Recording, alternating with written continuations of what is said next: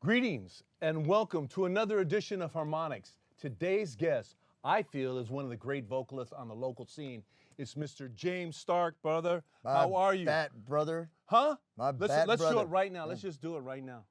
Huh? Look at that. We are definitely Bat brothers. James, it's really a pleasure, man. The last time I seen you, you're doing a show, and you're just badass as always.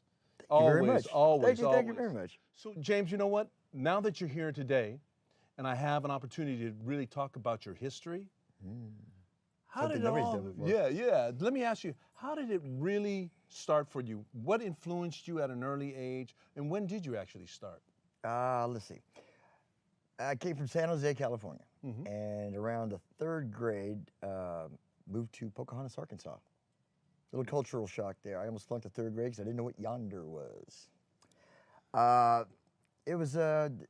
My childhood wasn't warm and fuzzy, so I spent a lot of time just reading comics and listening to albums. Dion and lots of Frank Sinatra, Johnny Cash, and the ever-loving Elvis. There were two pictures on our wall at home. There was a picture of Jesus and there was a picture of Elvis. Wonderful. That's how that rolled, yeah. I can remember Graceland very, very, before and after. But I started singing while I was there in the South at 9 years old at the First Baptist Church of Pocahontas, Arkansas. Wow. I had the hots for the choir teacher. I love it. I love it.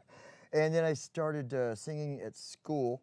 The funny part was I was playing football for a little while, then found out I was allergic to grass, so that kind of cuts football out. The grass that you smoke? Or no, go ahead. Yeah. That's good. Yeah. I still don't know if I'm allergic or not. I tried to take it a little further, so I started choir in school where there was 8 guys and 20 girls. That's a choir I want to be into.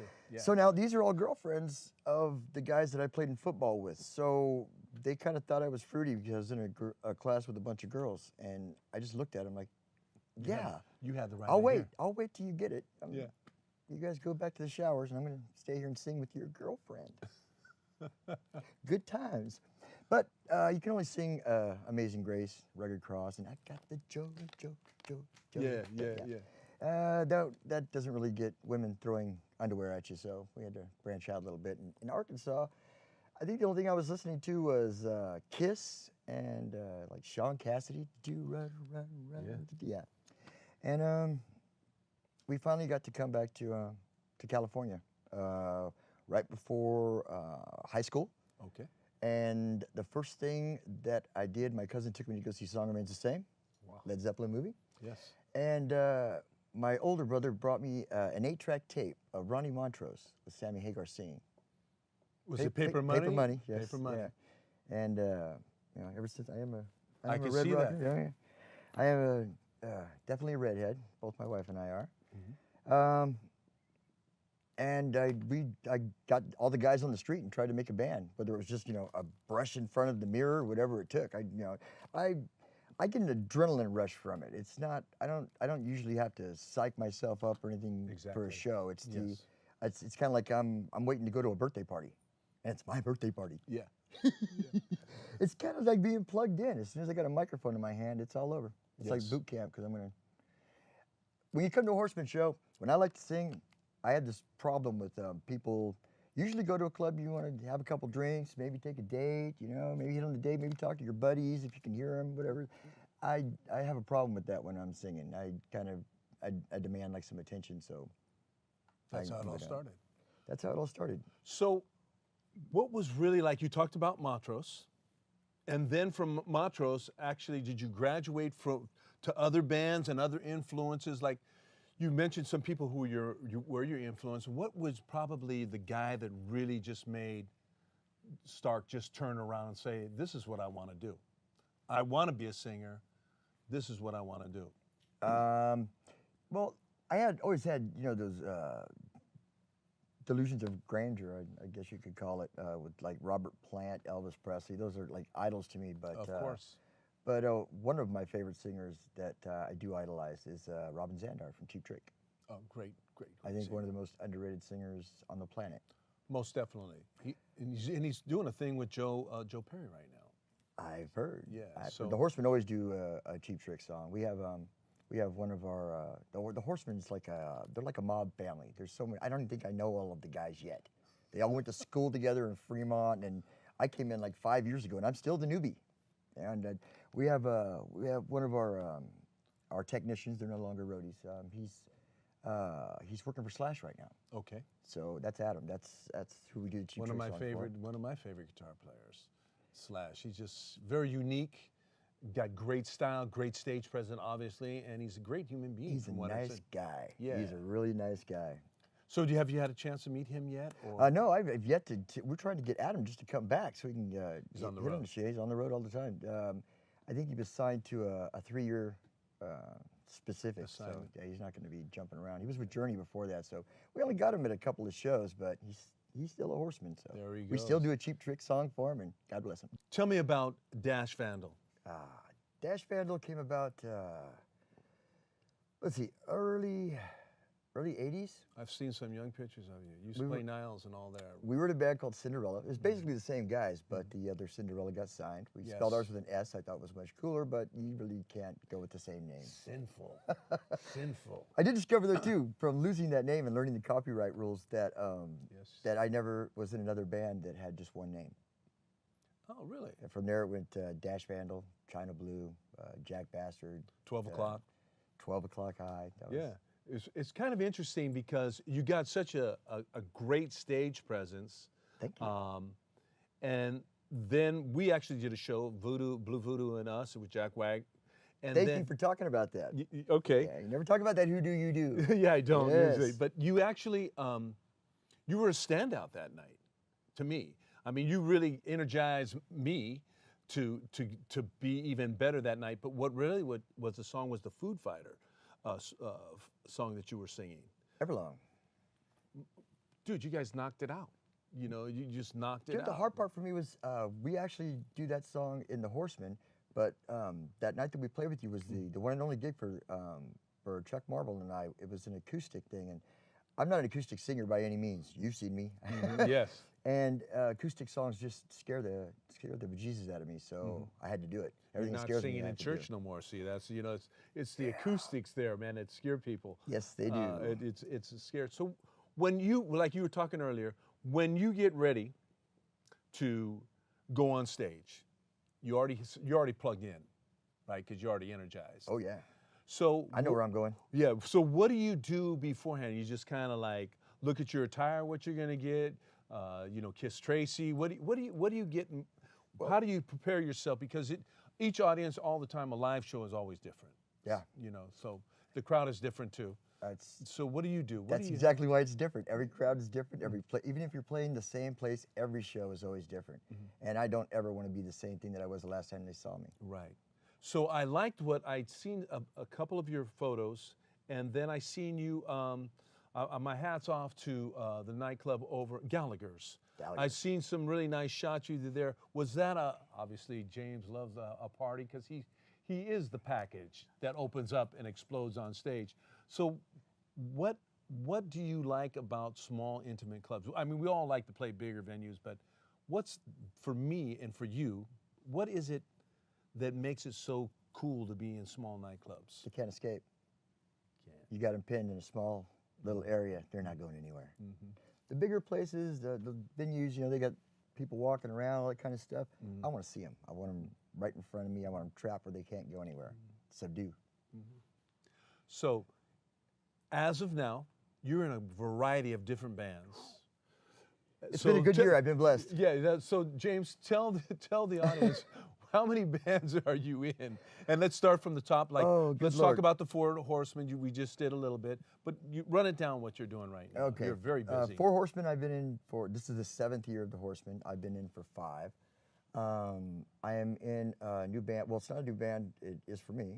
They lost their singer, a band called Jackwagon. They're based in Tracy. It's going to be a lot more cover songs, but they're letting me pick the songs. Oh, that's even better. And you know me. Yes. Yes. Yes. This band's going to be great. Yeah. Phil Dimmel from Machine Head, when he's not on the road, we've been doing benefit stuff, Toys for Tots, and It's beautiful. and just all free gigs. It's just fun, and that's called the Merkins. I can't tell you what that means. You'll have to look that up. And currently, I'm auditioning for a Black Crowes cover band with the gentleman from Beer Drinkers and Hellraisers, and a member of Swamp Hammer, and the keyboard player from Gamma, Really? Brad. Brad. Yeah, he rocks. They rock. So what are you gonna do? You're just gonna It's do down all to two of us. Are you guys just gonna do Black Crowes, right? Oh, it's a dynamite. I had him send me the 10 songs, and it's a great set. It's a hard set, It sure is. but there were 6 on the chopping block, and now there's only 2. I'm going to get this gig. Good for you. So that's confidence. That's going to be what, 3, 4, something like that. So how do you find time, and how do you find time to lay all that out? Because that is a demand. He's like a studio musician. I sing every day. You know, that I you sing have every to. day. You have to. You had Earthquake on once. Yes. Friend Johnny of mine, O'Day. Scotty London It's plays guitar Scotty for them. London. He used to play with Mike, who's in Jackwagon with me now in a band called Slack and Loader. And Scotty told me something one night when we were at Vinny's in Concord, and he came to the show, and afterwards he said, as always, he goes, wow, he goes, blew it out of the park. He says, but hey, you think you could do that every night? And I went, of course, I don't know. Because I know, the next day I feel like I got hit by a truck, but it was well worth it, But I thought about that. Could I pick it up and just do it the next day? And it bothered me because, the more you progress, God bless, that means singing every day. So Yes. I just started singing every day a couple years ago, and I don't stop. It actually does. You could go, when you're singing by yourself, you could go high, low, deep, and it takes care of it. What do you do to take care of yourself on that? You look great. Oh, thank you very much. Definitely looks like a rocker. Am I correct? I mean, come on, man. Look how he looks. He looks great, man. The My favorite persona pose. of what a rocker's supposed to look like. Thank So, you. Exactly. Wow, an old rocker. I never use the word old. I always use the word mature. I like it. Because we're Seasoned is good. there's trees older than us. So how do you, when you get ready, and we've talked a little bit about that. So how do you get yourself all nice and tidy, man? With your, Well, I'm a basic garb with just some T-shirt without sleeves. I got to have sweatbands because I am the wettest individual you're ever going to see, like a Gallagher show. And I'll argue with myself over the shoes until my lovely wife will tell me which ones I should wear. They know shoes, ladies know shoes, like my wife. Exactly, man. Exactly. They definitely know shoes. I spend a solid 20 minutes on some tongue drills and breathing. And then I have a what I call J-Bo, that's my hip hop name. It's just like a workout disc, and we play it on the way over to the club, regardless of how far away that club is. Sometimes I only get about 10 minutes into the disc, and I mean, I got everything from Billy Idol, Dancing with It Yourself, to Party Hard, Andrew WK. It's anything that's going to get me riled up so that I can attack the minute I walk in the door. That's what that's your warm up. That's actually your warm up. That's your that's your card when you get ready to actually punch in, because you got that music. So when you're at home relaxing, and I seen a really nice picture of, well, you don't really, I don't think you're Yeah, this is really the relaxing, Madman of yes. Mayhem, really, man.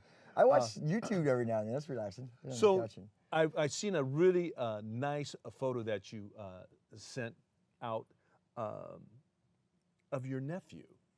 Grayson. Yes, great name. Grayson. I love it when he's 11, you said? He's 11. And he's learning the song that we all sang if you're a singer or anything that you like music, Breaking the Law. Breaking the Law, breaking the law. I mean, is he playing guitar? He's playing the He has a little mini Strat amp, the whole bit. He got a couple of years ago. I mean, since he was, old enough to walk, he's been wearing my jewelry. Been wearing all my cool, the low brim hats. And he can't get enough of that whole he likes Rockstar.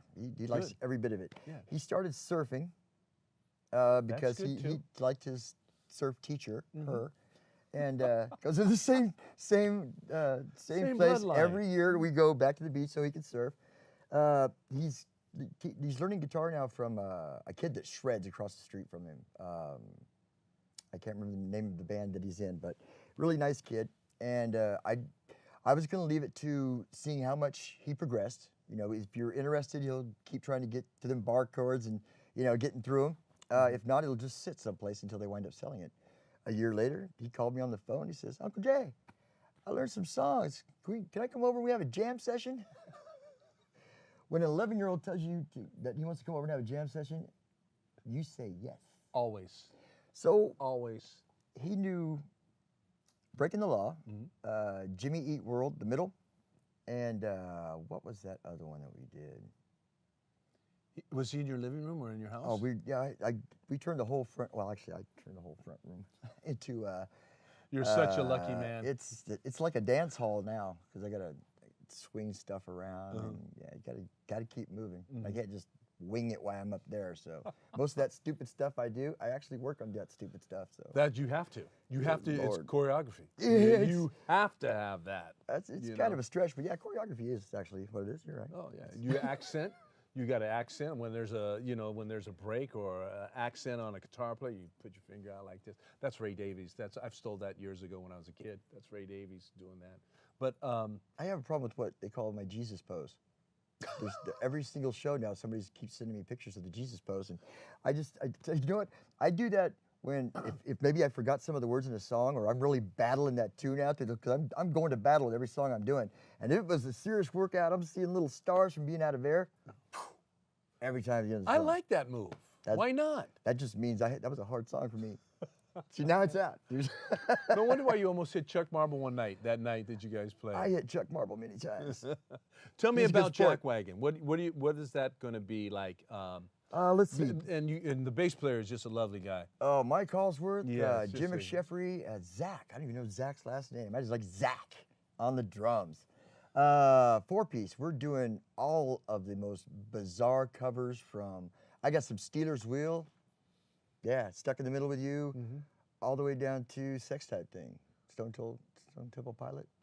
We got doing some Collective Soul. The toughie's gonna be. I figured we were sitting around just smoking cigarettes, and we thought to ourselves, we have two guys in the band named James. So I thought, let's do an old Jim Croce song. Wow. What is it? What else? Don't mess around with Jim.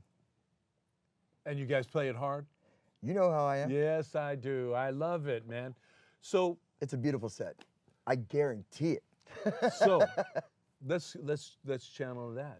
You like that.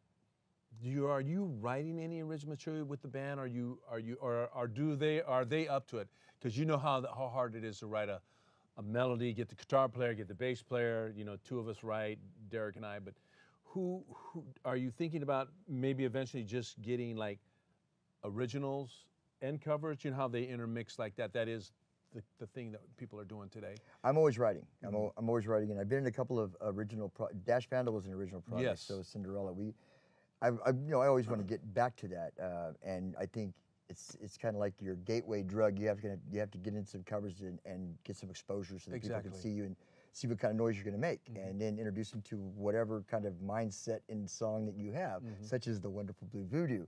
I love all of you guys' songs. Thanks, man. But I have books and binders of songs written that didn't go anywhere. We just wound up not using. So it just depends on the next band.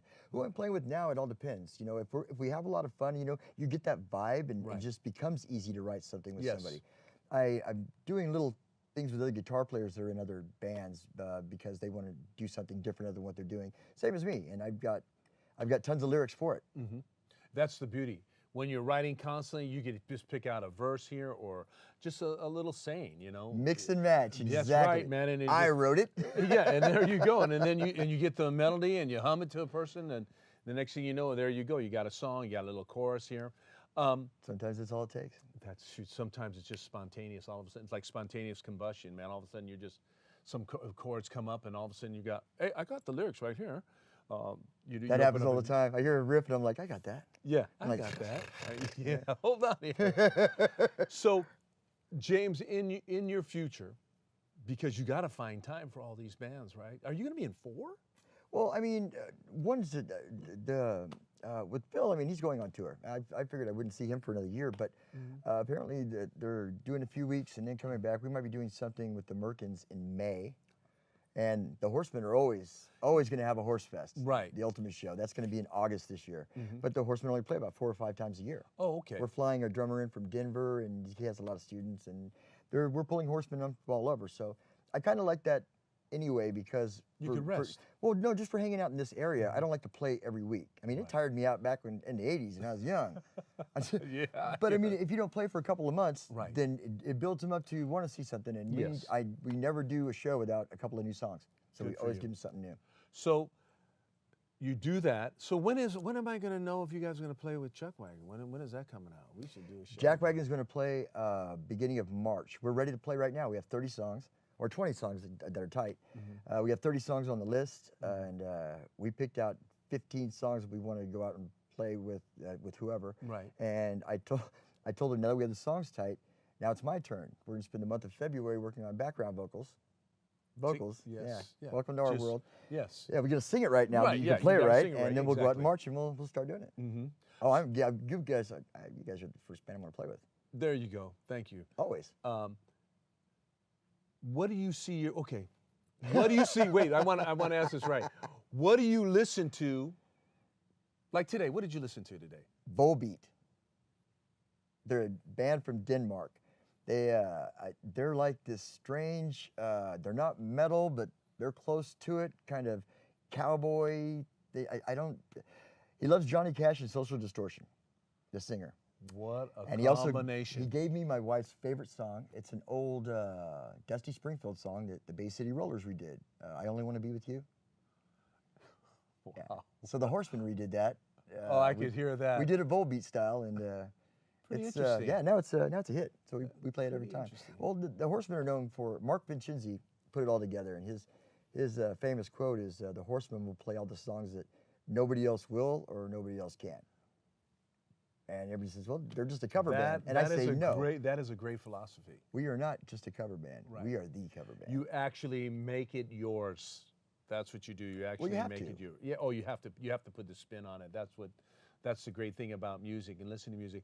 Now, do you play any instruments yourself? Or you just basically the classic I played enough singer? guitar back in the day to probably get me through Stairway to Heaven and Train Kept a Rolling. So, and now I was offered a lesson from my 11-year-old nephew, which I'm not going to turn that one down. Yeah.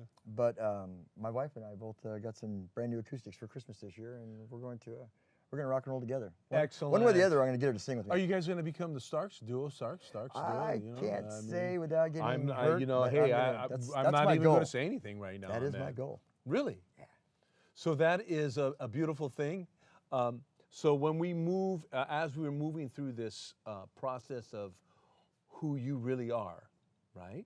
Hey. And you are, I want to tell you, you are one of the guys, or you're an energy person to me, but some of the stuff that you put out on Facebook that we're friends on, I love. I don't know why people even could get mad, because I'm laughing my ass off, excuse me, when I see some of the crazy zany stuff that you put on.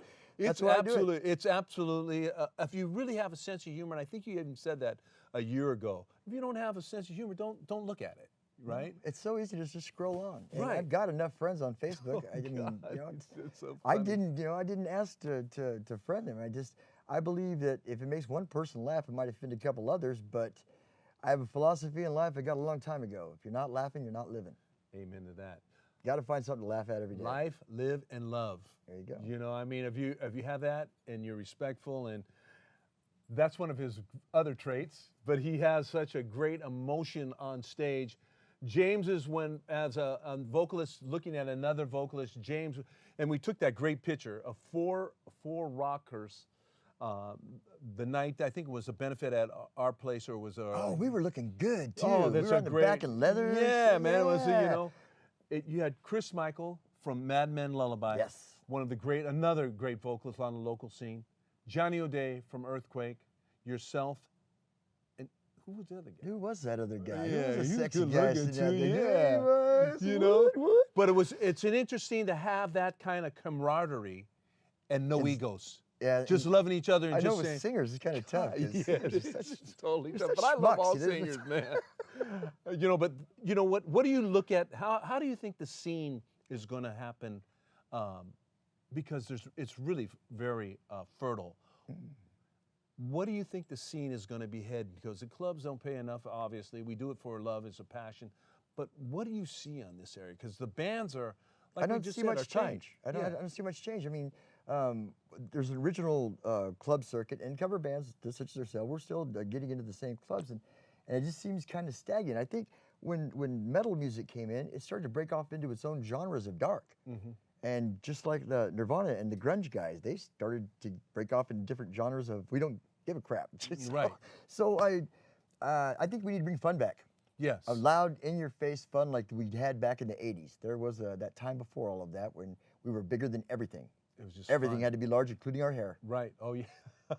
That's very true. So what you just said right there, it's absolutely, it has to be fun. We all love it. That's why we're still doing it. Meeting people. You got to be on, meeting people, and you meet, as you know, we meet all kinds of different people. Oh, yes. That's my entertainment. Yes. To meet James Stark on a live performance or in a nightclub, he's a light bulb. And your beautiful wife, Tracy, she enhances you, my brother. She does. We're going to bring her up. Trace, come on up, because just come on up and say hello. Hi. Just come on and say hi. Come on, don't be nervous. She makes me look good. Come on, just give your honey. My lovely. Just give your honey a nice hug. Hi, baby. See, it's lovable. There is love and respect on Harmonics. Isn't it a beautiful thing? So, January thank you, 1st, Tracy. we've been together 25 years. Well, we've been together 30. 25 years married. 25. 25. Silver. God bless you. Hi-ho. Huh? Hi-ho. Hi-ho. Hi-ho, Silver. So, as we end this interview, James, I'm going to ask you to come back again. Oh, I'd love to. It's a pleasure to have you on my show. I'm glad you finally had me on. I've been watching all I'm kinds. glad to have you on, because you know what? You are an integral part of our music scene. Without you on our scene, the scene would be somewhat dull, even though there's a lot of great people on the scene. But you are like an ambassador. I said that to Chuck Marble too. You're an ambassador. You are engaging, you are positive, and you are one badass singer. I love you, man. Thank Thank you. you I very love you much. too, I can brother. say the same about you, my friend. Yeah, man. God, you're a great guy. So what we do at the end, because we're worldwide. Oh, yeah. James is worldwide. So what we do, we throw out a kiss, Yes. hold a peace sign or whatever sign you want to put out, but basically it's peace and love. So this is Gregory Correa from Harmonics, along with the great singer, James Stark, and we're going to throw all our female fans and friends and family. Mwah! Peace and love. See you again.